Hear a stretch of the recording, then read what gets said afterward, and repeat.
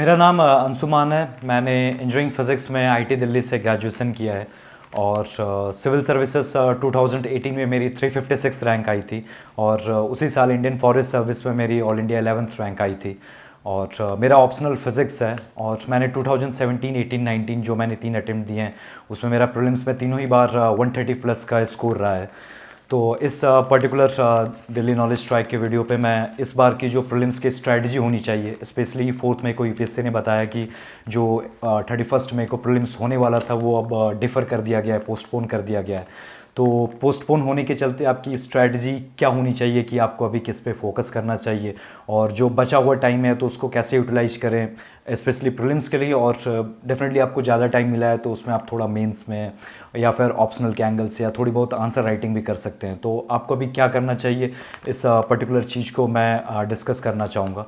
तो जो basic book list है, अगर प्रीलिम्स की बात करूं तो डेफिनेटली अगर आपको अभी ज़्यादा टाइम मिला है तो आपको रीडिंग बढ़ाने की कोई ज़रूरत नहीं है, क्योंकि जो बेसिक बुक लिस्ट है, जैसे हिस्ट्री में हर कोई स्पेक्ट्रम करके जाता है, ज्योग्राफी में एनसीईआरटीज़ है, लक्ष्मीकांत पॉलिटी में हो गई, कोई सी भी एक बुक मैंने जैसे रमेश सिंह की थी इकोनॉमिक्स में, फिर साइंस एंड टेक्नोलॉजी में भी कोई एक बुक, साथ में इन्वायरमेंट में शंकर हो गई, एक साल का करंट अफेयर्स हो गया, और मैंने कल्चर नितिन सियानिया से की थी। बस बुक लिस्ट इतनी ही रहेगी और इससे ज़्यादा पढ़ने की कोई ज़रूरत नहीं है अगर ज़्यादा भी टाइम आपको मिल गया है, क्योंकि फिर उसके बाद आप जितना भी इनपुट दोगे तो उसके मुताबिक आपको आउटपुट नहीं मिलेगा।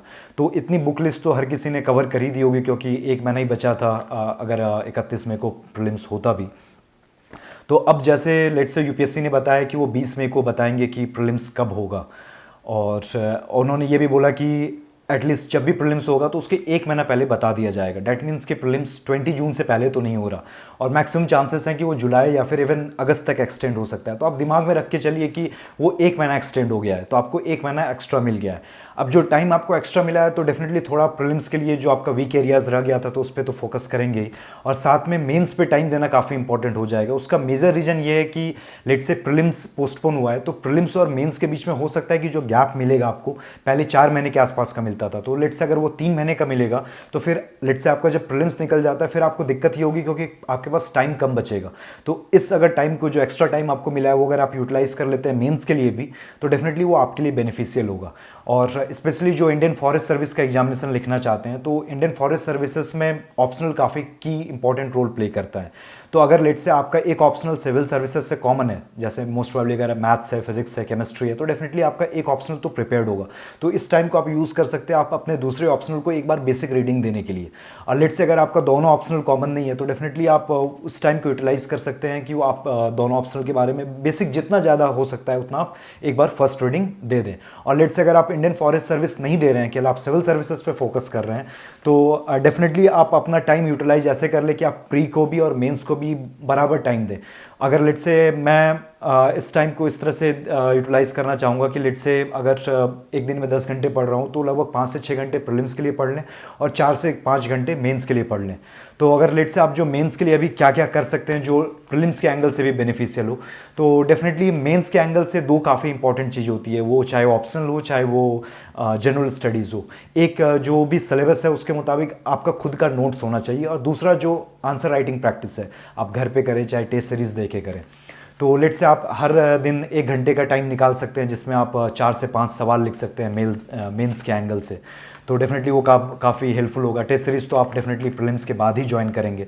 और साथ में अगर लेट से किसी भी टॉपिक पे अगर आपने नोट्स नहीं बनाया, आप चाहते हैं कि प्रीलिम्स से पहले पूरा नोट्स बन जाए, तो जो टॉपिक बचा हुआ है तो उस पर आप नोट्स भी बना सकते हैं। और उसके अलावा होता ऐसा है कि काफ़ी टाइम से, 1 महीने से या 1.5 महीने से आपका ऑप्शनल से टच हट चुका होगा, तो आपने ऑप्शनल को रिवाइज़ नहीं किया होगा, तो डेफिनेटली आप 10 से 15 दिन लेके आप ऐसा कर सकते हैं कि अपने ऑप्शनल को रिवाइज कर सकते हैं। तो उससे बस इतना होगा कि वो कॉन्फिडेंस वापस आ जाएगा जितनी भी आपने पढ़ाई की है। और या फिर लेट से GS4 के केस स्टडी, हर दिन एक केस स्टडी को प्रैक्टिस कर सकते हैं। और उसके अलावा जो आप प्रीलिम्स के लिए जो हिस्ट्री और ज्योग्राफी पढ़ते हैं, और GS1 जो मेंस का पार्ट है उसमें जो हिस्ट्री ज्योग्राफी है, तो जो पढ़ना होता है वो कॉमन सा ही होता है। तो अभी जब आप प्रीलिम्स के लिए रिवाइज कर रहे होंगे हिस्ट्री और ज्योग्राफी, तो उसके साथ साथ आप GS1 के लिए हिस्ट्री और ज्योग्राफी का नोट्स भी बना ले तो काफ़ी बेनिफिशियल होगा। कम टाइम में आपका प्रीलिम्स का भी और मेंस का भी पर्पस सर्व हो जाएगा, क्योंकि लेट से अगर आप अभी अगर GS1 का नोट्स नहीं बनाएंगे तो अगर बाद में बनाते हैं तो फिर GS1 पे ज़्यादा टाइम आप दे देंगे मेंस के टाइम, तो उसके चलते 2, 3, 4 या ऑप्शनल हैम्पर कर सकता है। और जनरली होता क्या है कि जो प्रीलिम्स के टाइम पे नोट्स नहीं बनाते उनका GS1 वैसा का वैसा ही रह जाता है और वो फिर एंड में 4-5 दिन रिवाइज करके देते हैं, जिसके चलते फिर उनका GS1 का मार्क्स हैम्पर करता है। और GS1 काफ़ी स्कोरिंग सा सब्जेक्ट है अगर मैं जनरल स्टडीज़ की बात करूँ तो। डेफिनेटली आप नोट्स अगर इसी टाइम पे बना लेंगे तो डैट विल हेल्प। तो मेंस में मैंने बता दिया कि आप किस किस टॉपिक पे फोकस कर सकते हैं। और बची बात प्रीलिम्स की, तो प्रीलिम्स में अभी दो पार्ट हो गया। एक हो गया आपने अगर बेसिक रीडिंग तो कर ही ली होगी, एक हो गया रिवीजन का और दूसरा हो गया मॉक टेस्ट देने का। अब रिवीजन के एंगल्स में बताऊं तो डेफिनेटली आप ऐसा कर सकते हैं कि एक दिन आप मॉक टेस्ट देंगे और उसी दिन आप एनालाइज कर लिए कि नॉलेज वाइज भी या फिर कैसे परफॉर्मेंस बेटर कर सकते थे, और अल्टरनेट डे आप रिवीजन पे फोकस कर सकते हैं। तो डेफिनेटली मैं रिवीजन को और मॉक टेस्ट को डेफिनेटली सेपरेटली कंसिडर कर रहा हूँ। पहले बात कर लेते हैं रिवीजन के बारे में। अब जैसे हिस्ट्री का रिवीजन हुआ हो गया, मॉडर्न इंडिया काफ़ी इंपॉर्टेंट है, तो स्पेक्ट्रम के जितने भी चैप्टर्स हैं तो चैप्टर के एंड में समरी दी गई है, तो उस समरी की अगर रीडिंग कर लें और बुक के एंड में काफ़ी लिस्ट है, जैसे कांग्रेस का सेशन कहाँ पे हुआ या फिर किस गवर्नर जनरल के टेन्योर में क्या क्या चीज़ें हुई, तो उससे क्या है कि कम टाइम में काफ़ी इफेक्टिव रिवीजन हो जाता है। तो आप मॉडर्न इंडिया में वैसे रिवाइज कर सकते हैं। और ज्योग्राफी की बात करें तो आप एनसीईआरटी में जितने भी चैप्टर्स हैं तो काफ़ी चैप्टर में, हर चैप्टर में 2 या 3 मैप होते हैं, तो आप मैप के थ्रू रिवीजन कर सकते हैं कि अच्छा ये मिनरल यहाँ पाया जाता है, या फिर ये वाइल्ड लाइफ सेंचुरीज यहाँ पे हैं, या फिर ये माउंटेन्स इस जगह पे है, या फिर ये रिवर्स यहाँ पे फ्लो करती है, तो मैप के थ्रू रिवीजन काफ़ी ईजी हो जाता है। और मैं अगर पॉलिटी की बात करूँ तो लक्ष्मीकांत डेफिनेटली रिवाइज करना काफ़ी इंपॉर्टेंट है, कि लक्ष्मीकांत से 16 से 17 सवाल आएंगे, वो सारे के सारे सही हो जाते हैं अगर आपने सही से पढ़ाई की है। तो अगर रिवीजन कम टाइम में करना है तो उसके लिए आप क्या कर सकते हैं कि या तो आप PM बख्शी आपके पास है, नहीं तो आप गूगल पे जा सकते हैं और आर्टिकल 1 टाइप करके उसका लैंग्वेज आप पढ़ सकते हैं, फिर आर्टिकल 2 का पढ़ सकते हैं। हर आर्टिकल के लैंग्वेज में पढ़ने में आपको मुश्किल से 2 से 3 मिनट लगेगा, तो टोटल 370 आर्टिकल्स अगर आपको पढ़ना है तो 370 इंटू 3 700 मिनट, लगभग 10 घंटे में आपका पूरा पॉलिटी रिवाइज हो जाएगा। तो कम टाइम में रिवाइज करने का वो बेस्ट तरीका होता है। उसके अलावा अगर आपने लक्ष्मीकांत में कुछ मार्क करके रखा होगा तो definitely that can help you. और उसके अलावा जो इकोनॉमिक्स में यूपीएससी जो फोकस करती है, डेफिनेटली हर साल कुछ ना कुछ सवाल आना है कि फिस्कल डेफिसिट कैसे कम होता है, किस स्टेप से बढ़ जाता है, या फिर करेंसी किस सिचुएशन में वीक होती है, किस सिचुएशन में स्ट्रांग होती है, या फिर उसके अलावा रेपो रेट और इन्फ्लेशन में क्या रिलेशन है, या फिर रेपो रेट आरबीआई बढ़ाती है तो क्या क्या इफेक्ट पड़ सकता है इकोनॉमी पे। तो ये सब बेसिक कंसेप्ट पे सवाल हर साल आते हैं, तो आप उसको रिवाइज कर सकते हैं। साथ में इकोनॉमिक्स में गवर्नमेंट स्कीम्स पे फोकस करना काफ़ी इंपॉर्टेंट है, क्योंकि 6 से 7 सवाल डायरेक्टली ईजी सवाल ही होते हैं जो गवर्नमेंट स्कीम्स पे आते हैं। उसके अलावा इस साल का इकोनॉमिक सर्वे और बजट को आप जस्ट ऊपर से गो थ्रू कर सकते हैं, उतना डीप में डेप्थ में भी जाने की ज़रूरत नहीं है, क्योंकि 2 से 3 सवाल से ज़्यादा आना नहीं है। फिर उसके अलावा जो इन्वायरमेंट में जो की फोकस एरियाज़ है उसको रिवाइज करना काफ़ी इंपॉर्टेंट होता है, जैसे नेशनल पार्क्स हो गए, टाइगर रिजर्व्स हो गए, बायोस्फीयर रिजर्व्स हो गए, जो क्रिटिकली इंडेंजर्ड स्पीसीज हो गया, रामसार साइट्स हो गया। तो इन चीज़ों को रिवाइज करेंगे तो डेफिनेटली क्या होगा कि यूपीएससी इन 5 चीज़ में से 3 सवाल पूछेगी, तो डेफिनेटली आप कम टाइम में ही ज़्यादा चीज़ रिवाइज करके ज़्यादा मार्क्स आप स्कोर कर सकते हैं। और इसके अलावा डेफिनेटली साइंस टेक और कल्चर, साइंस टेक में स्पेशली जो करंट अफेयर्स का पार्ट है वही रिवाइज कर ले तो वही ज़्यादा इंपॉर्टेंट होगा, ज़्यादा डेप्थ में जाने की ज़रूरत भी नहीं है। और 1 साल का करंट अफेयर्स डेफिनेटली रिवाइज करना किसी भी कोचिंग से, तो वो डेफिनेटली काफ़ी इंपॉर्टेंट है। और एक ही कोचिंग या किसी एक ही सोर्स को मेंटेन करें, और ज़बरदस्ती 2 सोर्स से पढ़ने की ज़्यादा ज़रूरत नहीं है, क्योंकि फिर जितना आप मेहनत करेंगे तो उसका फिर उतना आउटपुट आपको मिलेगा नहीं। तो 1 कोचिंग और 1 source is more than enough. और उसके अलावा डेफिनेटली मैंने बताया गवर्नमेंट स्कीम्स पे फोकस करना और रिवाइज करना काफ़ी इंपॉर्टेंट है। और यूपीएससी पिछले साल से, या फिर पिछले साल से ना बोलूँ तो अगर 2016 से आप देखेंगे कि रिपोर्ट्स पे काफ़ी फोकस करती है। तो डेफिनेटली जितने भी रिपोर्ट्स हैं, इंपॉर्टेंट रिपोर्ट्स हैं, कौन पब्लिश करता है, मेन इंपॉर्टेंट इंडिकेटर्स क्या क्या है, तो उस पर भी फोकस करना काफ़ी इंपॉर्टेंट है। तो ये रिवीजन पॉइंट ऑफ व्यू से मैंने बता दिया। उसके अलावा अगर मैं मॉक टेस्ट की बात करूँ तो मॉक टेस्ट प्रैक्टिस करना काफ़ी इंपॉर्टेंट है। मेन जो फ़ायदा होता है, एक ऐसा होता है कि आप ज्योग्राफी अगर आप 1 महीने से नहीं पढ़े तो आपको लगने लगता है कि आप भूल चुके हैं, लेकिन अगर लेट से ज्योग्राफी का एक भी आप मॉक टेस्ट देंगे तो वो वापस आ जाता है, और फिर वो रिवाइज करने का इनफैक्ट बेस्ट तरीका होता है। फिर उसके धीरे धीरे फिर वो कॉन्फिडेंस भी रिगेन हो जाता है। और उसके अलावा काफ़ी कुछ आपका वीक एरियाज़ रह गया होगा, तो डेफिनेटली वो वीक एरियाज़ भी आपको पता चल जाता है, और साथ में आपका नॉलेज भी बूस्टअप हो जाता है। और उसके अलावा क्या होता है कि आप प्रीलिम्स जिस एंगल से मैं देखता हूँ तो उसमें क्या होता है कि 100 सवाल में 40 से 45 सवाल वैसे होते हैं जो आप 100% सर्टेनिटी के साथ आपको पता होता है कि इसका आंसर ये है, या आप एलिमिनेशन टेक्निक से निकालें या आपको डायरेक्टली पता हो। बाद बाकी में कुछ ऐसा होता है कि आपको रफ आइडिया होता है, आधा अधूरा चीज़ तो पता होती है, लेकिन completely with certainty with confidence नहीं पता होता है। तो उस केस में थोड़ा सा आपको लॉजिक, रीजनिंग या फिर स्मार्ट गेस वर्क करना पड़ता है। तो उस केस में अगर लेट से, और प्रीलिम्स वाला सिचुएशन इतना प्रेशर वाला सिचुएशन होता है, तो आप अगर लेट से वो स्मार्ट गेस वर्क वाली जो काम है वो पहले प्रैक्टिस टेस्ट में नहीं किया हो तो डायरेक्टली प्रीलिम्स में करना काफ़ी डिफिकल्ट हो जाता है।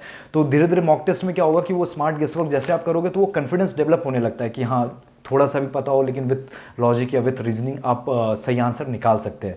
तो डेफिनेटली मॉक टेस्ट को उस एंगल से देखना काफ़ी ज़्यादा इंपॉर्टेंट होता है, क्योंकि मैक्सिमम लोग क्या करते हैं, क्या गलती करते हैं कि मॉक टेस्ट को केवल नॉलेज के एंगल से देखते हैं कि जो नहीं पता है वो उनको पता चल गया। वो बिल्कुल सही बात है, और लेकिन जो मेन फोकस होना चाहिए कि लेट से आपको अगर बेसिक आइडिया है, अगर बेसिक कंसेप्ट क्लियर हैं, लेकिन फुल नॉलेज नहीं है, तो भी आप कुछ सवाल या बहुत सारे सवाल का आंसर निकाल सकते हैं। तो डेफिनेटली वो कॉन्फिडेंस लाना, वो या फिर वो स्मार्ट गेस वर्क की स्किल को डेवलप करना, वो मेन इंपॉर्टेंस एरिया होता है जब आप मॉक टेस्ट दे रहे होते हैं। एक कॉमन सी दिक्कत ये होती है कि मॉक टेस्ट अगर दे रहे हैं, काफ़ी लो स्कोर आ रहा है, तो उस केस में अभी क्या करें, अभी किस चीज़ पे फोकस करें। तो एक तो अगर कोई नॉलेज वाइज आपका कोई एरिया वीक हो गया होगा तो डेफिनेटली वो आपको पता होगा, तो वो तो आपको अच्छे से रिवाइज करना होगा। लेकिन लेट से अगर फिर भी आपको अगर ऐसा लगता है कि जो जो इंपॉर्टेंट बुक्स आपने पढ़ ली है, बेसिक सोर्स को आपको पढ़ लिया है, लेकिन फिर भी थोड़े मार्क्स 10-15 और आने चाहिए, तो उसमें एक प्रॉब्लम मैक्सिमम लोगों के साथ ये होती है कि प्रीवियस ईयर जो यूपीएससी के सवाल आए हुए हैं तो उन्होंने उस एंगल से सॉल्व किया होता है, नॉलेज एंगल से मेनली सॉल्व किया होता है कि क्या सवाल था, लेट से कि ब्रह्मपुत्र की ट्रिब्यूटरी कौन कौन सी है। तो नॉलेज वाइज उनको पता चल गया अच्छा कि ब्रह्मपुत्र की ट्रिब्यूटरी लोहित है या कामेंग है या फिर सियांग है, और जाके पूरा रिवर सिस्टम एक बार फिर से पढ़ ली कि लेट से अदरवाइज कभी भी अगर रिवर सिस्टम पे सवाल आता है तो उनको पता चल जाएगा। लेकिन लेट से अगर आप इस एंगल से भी कुछ सवाल को आप देख सकते हो कि लेट से अगर आपको नहीं पता होता तो भी आप आंसर कैसे निकाल सकते थे। तो यूपीएससी के जो आए हुए सवाल हैं उस पर आप इस एटीट्यूड से सॉल्व करोगे, लेट से कि आधा अधूरा ज्ञान होता और अच्छे से नहीं पता होता तो भी ऑन द स्पॉट थोड़ा गेस वर्क यूज़ करके, थोड़ा लॉजिक या रीजनिंग यूज़ करके भी आंसर निकाल सकते थे क्या। तो अब ये जो लास्ट 9 साल के जितने भी सवाल हैं उन पे अगर इस एटीट्यूड से सॉल्व करोगे तो आपकी काफ़ी स्मार्ट गेस वर्क की स्किल्स डेवलप हो जाएगी, जिसके चलते आप 5 से 10 सवाल एक्स्ट्रा तो ज़्यादा सही कर ही सकते हो और आपके लगभग 10 से 15 मार्क्स बढ़ सकते हैं। तो डेफिनेटली वहाँ पर भी फोकस करना काफ़ी इंपॉर्टेंट होता है। तो लेट से आपका अगर लो स्कोर आ रहा है तो 2 कॉमन एरिया हो गया, एक की लेट से आपको नॉलेज बूस्टअप करना है, और दूसरा हो गया कि लेट से नॉलेज आपको लग रहा है कि सफिशिएंट लेवल का है, लेकिन हाँ जो मैक्सिमम लोग सही कर लेते हैं उतनी नॉलेज पे वो आप नहीं कर पा रहे हो। तो आपको अगर एरिया पता चल गया, लेट से अगर नॉलेज एरिया आपको लग रहा है कि कुछ एरिया आपको बूस्टअप करना है, तो डेफिनेटली आपको पता होगा, वो आप जाके पढ़ सकते हो या फिर अच्छे से रिवाइज कर सकते हो। कुछ कॉमन एरिया मैं बता देता हूँ कि जहाँ पे यूपीएससी हर साल एक ना एक सवाल पूछती है। जैसे हिस्ट्री में जैनिज्म हो गया, बुद्धिज्म हो गया, इंडस वैली सिविलाइजेशन हो गया, भक्ति मूवमेंट हो गया, इन 4 टॉपिक्स पे एक सवाल हर साल होता है। तो इन टॉपिक्स को आप नहीं छोड़ सकते हो। आपका ये एरिया अगर वीक रह गया तो यहाँ पे क्या होगा कि वैसे सवाल जो ज़्यादा लोग सही कर लेंगे वो आपका गलत हो जाएगा, तो ये एरिया आपका वीक रह ही नहीं सकता है। साथ में ज्योग्राफी की मैं अगर बात करूँ तो रिवर सिस्टम हो गया या माउंटेन सिस्टम हो गया, इन दोनों पे एक सवाल हर साल आना है। फिर पॉलिटी में तो डेफिनेटली सारा आर्टिकल्स पूरी लक्ष्मीकांत करना काफ़ी इंपॉर्टेंट है। इकोनॉमिक्स में जैसे फिस्कल डेफिसिट, जो गवर्नमेंट बजटिंग का कंसेप्ट है, या फिर रेपो रेट, इन्फ्लेशन का जो कंसेप्ट है, करेंसी कब स्ट्रांग होती है, वीक होती है, ऐसा सवाल हर साल आता है। तो डेफिनेटली ये एरिया आपका वीक नहीं होना चाहिए।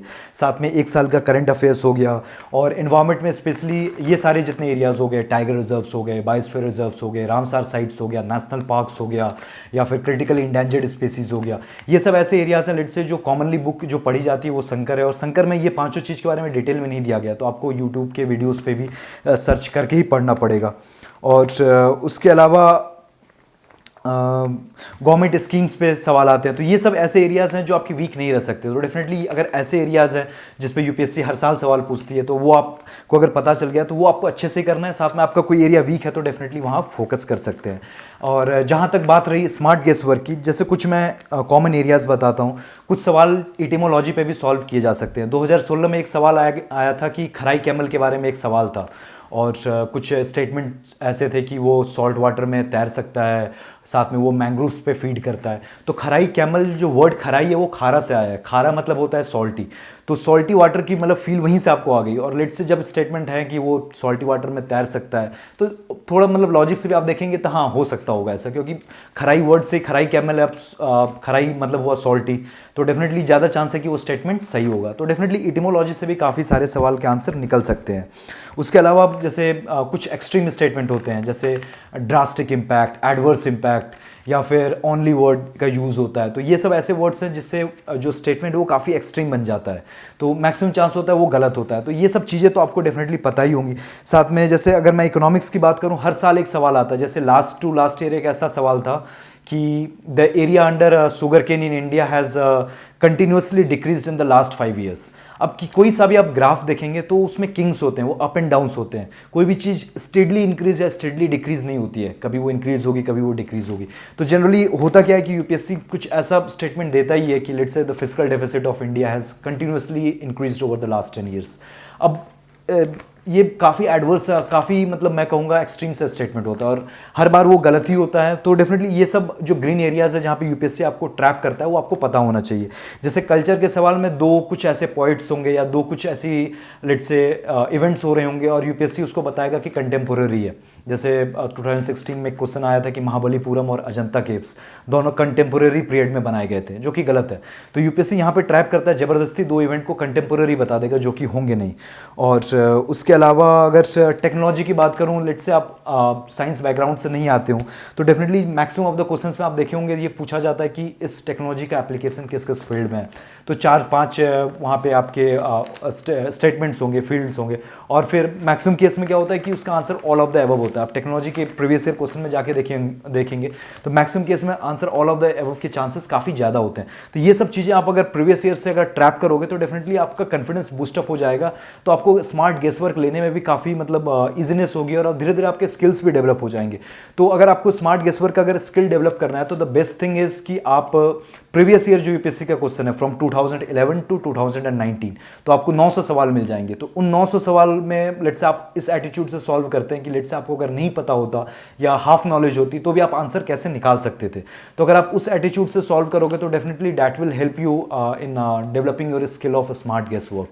डेफिनेटली वो 900 सवाल पे सारे के सारे सवाल पे ये सारी चीज़ें नहीं लगाई जा सकती हैं, लेकिन अगर वो 300 सवाल पे भी आप लगा के आंसर निकाल रहे हो तो भी definitely that will help you in boosting your skills regarding smart guess work. इसके अलावा इस टाइम पे अभी जो न्यूज़पेपर रीडिंग है डेफिनेटली आप कंटिन्यू कर सकते हैं, क्योंकि दिक्कत ये है कि अभी तक न्यूज़पेपर से लेट्स से जो करंट अफेयर से जो सवाल आते हैं तो अभी तक जो क्वेश्चन पेपर है वो सेट नहीं हुआ होगा। तो डेफिनेटली अभी के जो भी करंट अफेयर्स के जो भी न्यूज़ आइटम्स है डेफिनेटली यूपीएससी उससे पूछ सकती है। तो लेकिन हाँ 10 से 15 मिनट मैक्स टू मैक्स आप दे सकते हैं न्यूज़पेपर रीडिंग के लिए, क्योंकि उतना इंपॉर्टेंट अभी कुछ हो नहीं रहा है अपार्ट फ्रॉम कोविड। तो डेफिनेटली 15 मिनट पे आप अगर न्यूज़पेपर पढ़ रहे हैं इस टाइम पे that is more than enough. लेकिन हाँ डू रीड दैट, क्योंकि अल्टीमेटली आपको मेंस में भी कुछ हद तक वो यूज़फुल होगा। साथ में 1-2 सवाल हो सकता है कि अभी के करंट अफेयर से भी आ जाए। और उसके अलावा सीसेट की अगर मैं बात करूं तो सीसेट में अगर लेट्स से आपको थोड़ी सी अगर प्रॉब्लम होती है तो बेस्ट थिंग विल बी कि आप जो प्रीवियस ईयर के क्वेश्चन हैं उनको प्रैक्टिस कर लें। तो आप वहां से आपको आइडिया मिल जाएगा कि आपका कौन सा एरिया वीक है, कौन सा एरिया स्ट्रॉन्ग है। तो जो भी आपका एरिया स्ट्रॉन्ग है आप उन पे खेलें। जैसे फॉर एग्जांपल मेरे को पता है कि जो मैथ्स एंड रीजनिंग का सवाल है तो मैक्सिमम मैं जो भी अटैम्प्ट करूंगा वो मेरा सही होगा, क्योंकि मेरा साइंस बैकग्राउंड रहा है। तो डेफिनेटली मैं पहले मैथ्स और रीजनिंग के सवाल अटैम्प्ट करता था, फिर कॉम्प्रिहेंशन के करता था। तो आपका जो भी स्ट्रॉन्ग एरिया, अगर आपका इंग्लिश से स्ट्रॉन्ग एरिया है, कॉम्प्रिहेंशन स्ट्रॉन्ग एरिया है, तो आप वो सारे सवाल जो आते हैं वो पहले अटैम्प्ट कर सकते हैं। और जितना मैथ्स के हो सके तो वो सवाल अटैम्प्ट कर सकते हैं। आप मैथ्स बैकग्राउंड के हैं तो डेफिनेटली आप मैथ्स और रीजनिंग के सवाल पे ज़्यादा फोकस कर सकते हैं। और प्रीवियस ईयर के क्वेश्चन प्रैक्टिस कर लेना ही मोर देन इनफ होगा, अगर आपको लगता है कि थोड़ा सा भी अगर डाउट लग रहा है सीसेट के ऊपर। और उसके अलावा अभी मैक्सिमम लोग मतलब लेजीनेस के थोड़े शिकार तो हो ही चुके होंगे बिकॉज ऑफ कोविड। तो डेफिनेटली अगर इस टाइम पे को आप सही से यूटिलाइज कर रहे हैं तो डेफिनेटली अगर प्रीलिम्स की तैयारी अगर आपकी अच्छी है तो डेफिनेटली आप इस टाइम पे अगर आप थोड़े से भी लेजी हो रहे हो तो डेफिनेटली वो मेंस में हैम्पर करेगा कि जो अभी आप लेजीनेस के चलते जो आपका टाइम जा रहा है तो उसको आप मेंस के लिए यूटिलाइज कर सकते थे। तो अभी वो यूटिलाइज नहीं करोगे तो वो डेफिनेटली फिर वो मेंस में दिक्कत होगी। तो डू यूटिलाइज दैट टाइम। या फिर लेट से फिर भी आपको थोड़ा सा लग रहा है कि कुछ करने को नहीं मिल रहा है या फिर कुछ ज़्यादा ही लेजनेस हो रही है तो आप कोई हॉबी भी परस्यू कर सकते हो।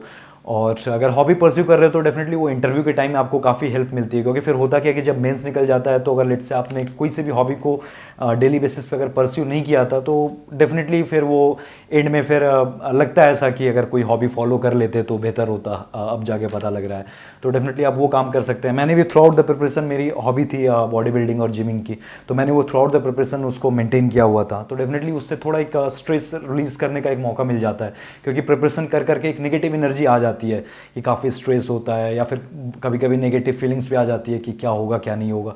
तो आप अगर इंडल्ज रहते हो किसी हॉबी में तो डेफिनेटली आपका वो positive outlook through out the preparation रहता है। तो डेफिनेटली आप वो टाइम यूटिलाइज़ कर सकते हैं हॉबी कल्टिवेट करने के लिए भी। और इसके अलावा अगर मैं लास्ट मिनट अगर कुछ टिप्स दूं कि आपका प्रीलिम्स का मार्क्स कैसे बूस्ट किया जा सकता है, या फिर काफ़ी पढ़ने के बाद भी लोग बाग कहाँ पे मतलब ट्रैप हो जाते हैं, तो एक दिक्कत होती है कि लोग बाग उतना अटेम्प्ट नहीं करते हैं। अब मेरा जो पर्सनल थिंकिंग है कि मैं 100 में 100 अटेम्प्ट करता था, लेकिन मैं ये नहीं बोलूँगा कि 100 में 100 अटेम्प्ट करना बेस्ट स्ट्रैटेजी, वो मेरे लिए बेस्ट थी, वो मेरे को पता है। लेकिन हाँ, मैक्सिमम अटेम्प्ट करना एक बेस्ट स्ट्रैटेजी डेफिनेटली है कि अगर आप फॉरेस्ट सर्विसेज टारगेट कर रहे हो तो डेफिनेटली आपका अटेम्प्ट 95 प्लस होना चाहिए। और अगर सिविल सर्विसेज कर रहे हो तो टारगेट 90 प्लस, लेकिन हाँ एटलीस्ट 85 प्लस तो अटेम्प्ट होना ही चाहिए।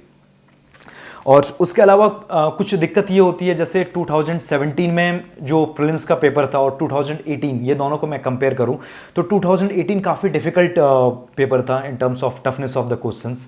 तो उसमें बहुत सारे ऐसे सवाल होंगे जो आपको पता नहीं होंगे, लेकिन फिर भी आपको स्मार्ट गेस वर्क से, लॉजिक रीजनिंग से अटेम्प्ट करना होगा। तो उसमें दिक्कत क्या होती है कि आप कुछ क्वेश्चन पे कुछ ज़्यादा टाइम दे देते हो, जिसके चलते क्या होता है कि एंड में बहुत सारे ऐसे सवाल होते हैं जो सही हो सकते थे, लेकिन बशर्ते आप टाइम दे देते हो। तो अगर कुछ सवाल पे आप ज़्यादा टाइम दे रहे हो, कुछ पे कम दे रहे हो, तो जिस पे कम दोगे तो वो ज़्यादा चांस है गलत होगा। तो सारे क्वेश्चंस पे एक इक्विटेबल टाइम डिस्ट्रीब्यूट करना भी काफ़ी इंपॉर्टेंट होता है। तो वो टाइम डिस्ट्रीब्यूशन, टाइम मैनेजमेंट पे आपको थोड़ा देखना होगा कि आप कितने वीक हो या कितने स्ट्रांग हो। उसके लिए मैं क्या करता था कि मैं पहले घंटे में भी 100 सवाल को देखता था, उसमें 40 से 50 सवाल को अटेम्प्ट कर लेता था, और सेकेंड आवर में जो बचे 50 सवाल थे मैं उसको फिर अटेम्प्ट करता था। तो मैं क्या करता था कि मेरे को पता है कि पहले फर्स्ट आवर में मेरे को 100 क्वेश्चंस को रीड करना है, साथ में 40 से 45 को अटेम्प्ट करना है। तो डेफिनेटली मैं हर 15 मिनट में टारगेट करता था कि मैं 25 सवाल को रीड कर लूँ, जिसमें 10 के आसपास मैं अटेम्प्ट कर लूँ। तो लगभग जब 100 सवाल को मैं पढ़ चुका हूँ तो लगभग 40 मेरे अटेम्प्ट हो जाएंगे। और सेकेंड आवर में मैं क्या करता था कि मेरे पास अब बचे हैं 60 मिनट्स और बचे हैं 60 क्वेश्चंस। तो ऑन एन एवरेज मैं घड़ी देखता था और हर मिनट में एक एक सवाल बनाते चला जाता था। हालांकि हाँ, किसी में आपको थोड़ा ज़्यादा टाइम रिक्वायर्ड होगा, किसी में कम होगा, definitely that will depend on the length of the question and toughness of the question. लेकिन हाँ, ऑन एन एवरेज आप लेके चल सकते हो कि हाँ 5 मिनट आपका खत्म हुआ तो आपके 5 सवाल बन जाने चाहिए। तो ये टाइम मैनेजमेंट काफ़ी इंपॉर्टेंट होता है। और उसके अलावा आपके अगर let's say Indian forest service का प्रीलिम्स टारगेट कर रहे हो तो डेफिनेटली उसमें मैक्सिमम अटेम्प्ट करना काफ़ी इंपॉर्टेंट होता है। तो उस केस में होता है ऐसा है कि आप जब एंड का 15 मिनट बचा होगा तो उसमें भी आपको 10 से 15 सवाल को अटेम्प्ट करने होंगे, और वो वैसे सवाल होंगे जिसमें आपका आधा अधूरा ही ज्ञान होगा, आपको कन्फर्मिटी के साथ नहीं पता होगा। तो आपके पास 15 मिनट है, 15 सवाल है, और वो भी वैसे सवाल है जिसमें आपको आधा अधूरा ही पता है लेकिन विद श्योरिटी नहीं पता है। तो उस केस में, और वो भी एंड का 15 मिनट है, तो आप समझ सकते हैं कितना प्रेशर वाला सिचुएशन होता है। तो वो प्रेशर को टैकल करना भी काफ़ी इंपॉर्टेंट होता है। तो आप ये मेंटली उस चीज़ को बस एनालाइज कर लें कि 15 सवाल है, 15 मिनट है, और वो वैसे सवाल हैं जो लेट्स से आपको अच्छे से नहीं पता है, और साथ में वो एंड का 15 मिनट है जो ऐसे ही प्रेशर वाला सिचुएशन होता है। तो वो प्रेशर वाले सिचुएशन में एक बार आप दिमाग दौड़ा चुके हैं, या फिर लेट्स से आप घर में जब प्रैक्टिस कर रहे हैं तो उस फेज पे आप स्पेशल फोकस किए हैं, तो डेफिनेटली जो एंड का 15 मिनट जो प्रेशर वाला सिचुएशन में मैक्सिमम लोग 1 से 2 सवाल जो ज़्यादा सही कर सकते थे वो प्रेशर के चलते गलत हो जाता है। तो डेफिनेटली आप इस चीज़ पे भी आप फोकस किए हैं, तो डेफिनेटली जो आपका 1-2 सवाल जो एक्स्ट्रा गलत हो सकता था वो भी नहीं होगा। और उसके अलावा जो कॉमन एरियाज जो जैसे मैंने बताया, हिस्ट्री में जैनिज्म, बुद्धिज़्म, ज्योग्राफी में रिवर सिस्टम, माउंटेन्स, इन्वायरमेंट में हो गया नेशनल पार्क्स, बायोस्फीयर रिजर्व्स, या फिर लेट्स से कल्चर में जैसे जैनिज्म, बुद्धिज़्म, भक्ति मूवमेंट हो गया। तो ये सब पे यूपीएससी हर साल सवाल पूछती है, जैसे रिपोर्ट्स पे 1 या 2 सवाल रिपोर्ट्स पे होते हैं। तो ये सब कॉमन एरियाज आपके सवाल अगर आ रहे हैं तो गलत नहीं होने चाहिए, और ये आपके वीक एरियाज नहीं होने चाहिए। यहाँ पे अगर आप अपनी नॉलेज को बढ़ा सकते हो तो देन डू डैट। और उसके अलावा प्रीवियस ईयर क्वेश्चन को केवल आप उस एंगल से नहीं देखिए कि किस एरिया से सवाल पूछा जाता है, आप उस एंगल से भी देखिए कि लेट्स से आपको अगर हाफ नॉलेज ही होता तो भी आप स्मार्ट गेस वर्क से कैसे सही आंसर निकाल सकते थे। तो definitely that will help you in boosting your marks. और स्पेशली अगर आप इंडियन फॉरेस्ट सर्विस को भी टारगेट कर रहे हैं तो उस केस में ये स्मार्ट गेस वर्क करना काफ़ी इंपॉर्टेंट होता है। और उस केस में डेफिनेटली आप अगर प्रीवियस ईयर को उस एटीट्यूड से सॉल्व किए हैं कि लेट्स से आपको आधा अधूरा ही पता है, फिर भी आप ऑन द स्पॉट कुछ लॉजिक, कुछ रीजनिंग लगा के आप सही आंसर निकाल पा रहे हैं, तो definitely that will help you in assuring कि आप इंडियन फॉरेस्ट सर्विसेज का प्रीलिम्स भी क्रैक कर पाएँ। तो ये थी मेरी स्ट्रैटेजी प्रीलिम्स रिलेटेड। और अगर आपको और भी फर्दर कुछ डाउट हो तो मेरे यूट्यूब चैनल अंशुमान राजन्स पे आप मेरे को पिंग कर सकते हैं, कमेंट कर सकते हैं। और डेफिनेटली अगर आपकी कोई क्यूरी होगी तो definitely I would like to answer that. So definitely thank you.